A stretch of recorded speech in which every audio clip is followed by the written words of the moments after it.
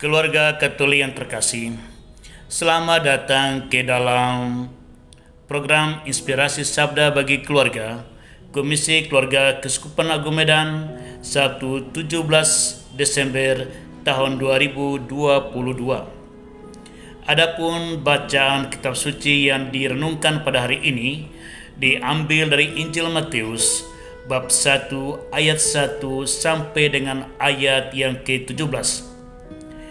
Di dalam teks ini, Rasul Matius menyajikan apa yang disebut dengan silsilah Tuhan kita Yesus Kristus, atau sering kita kenal dengan sebutan pohon keluarga Tuhan kita Yesus Kristus.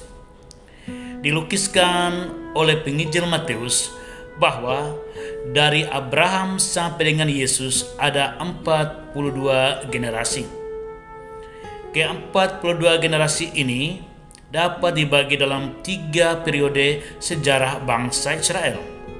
Yang pertama, 14 generasi dari Abraham sampai dengan Raja Daud.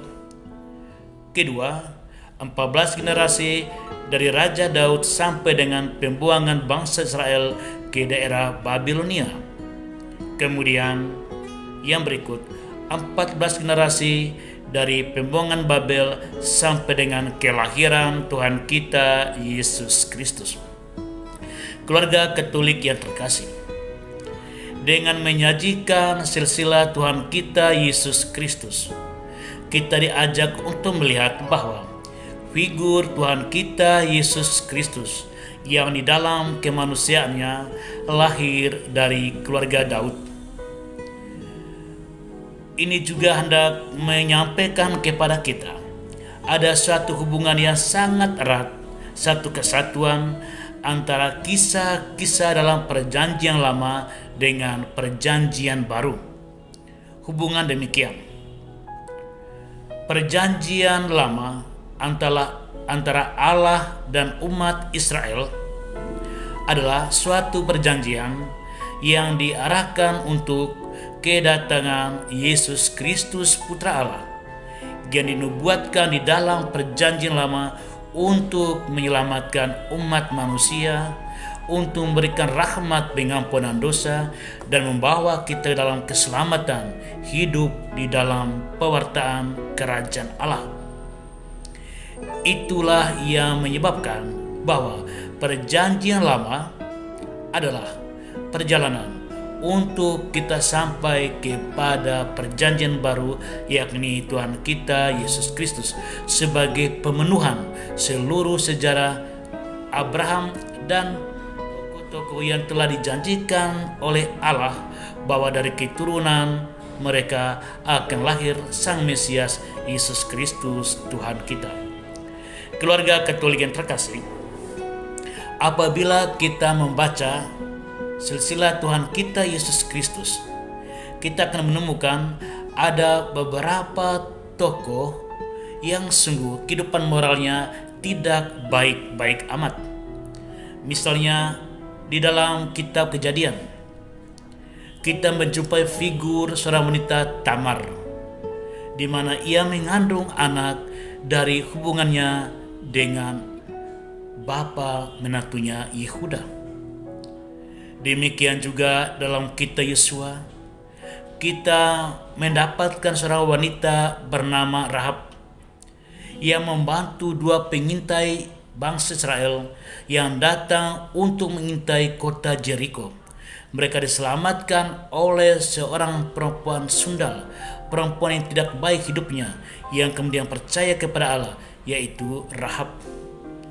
Kita juga ingat kisah perselingkuhan antara Daud dan Batseba, di mana akhirnya mereka menikah, hidup sebagai suami istri, dan dari rahim Batseba lahirlah seorang raja yang sangat terkenal, yakni Raja Salomo. Keluarga Katolik yang terkasih, dengan ini hendak menyampaikan kepada kita 2 hal. Yang pertama, Tuhan kita Yesus Kristus lahir dari suatu sejarah kehidupan keluarga, di mana Allah tetap setia untuk menyelamatkan umat manusia. Meskipun di sana muncul figur, muncul tokoh dalam daftar keturunan Tuhan kita Yesus Kristus adalah mereka yang tidak benar hidupnya, bahkan secara moral.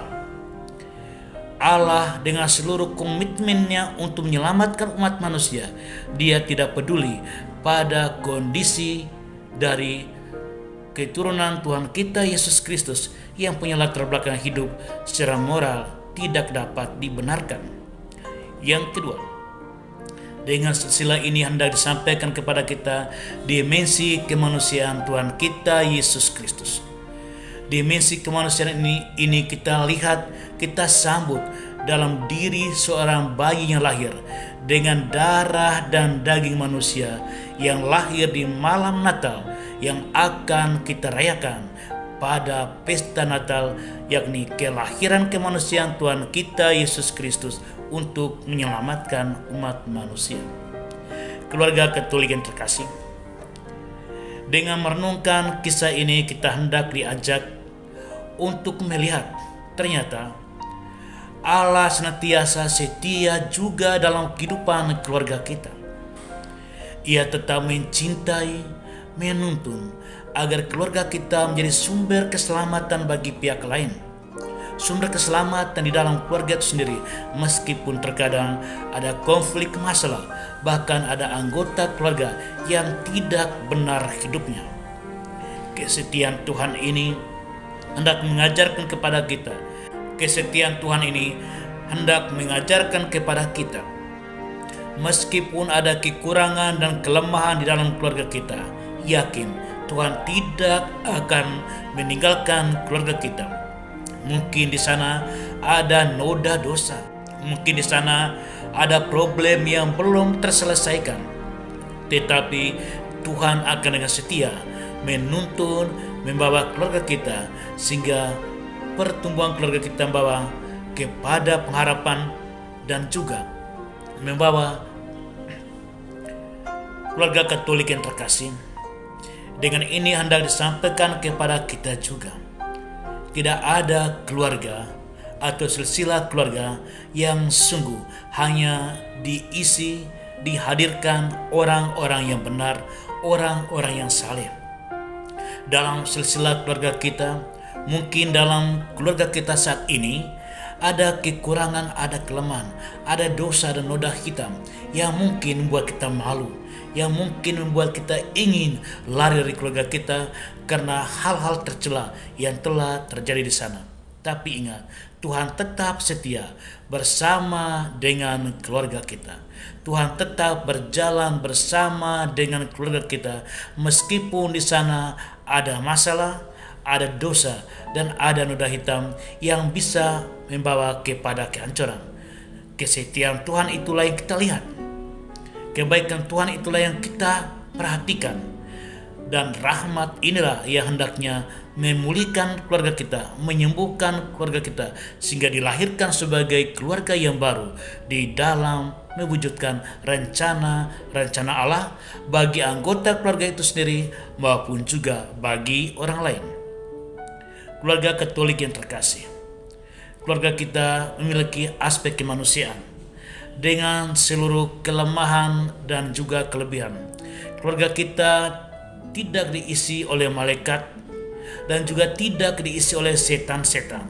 Di sana kita dalam keunggulan-keunggulan tertentu yang membawa kepada kebaikan, yang membawa kepada kehidupan dalam iman Kristiani yang dapat diandalkan mewujudkan sikap-sikap Kristiani.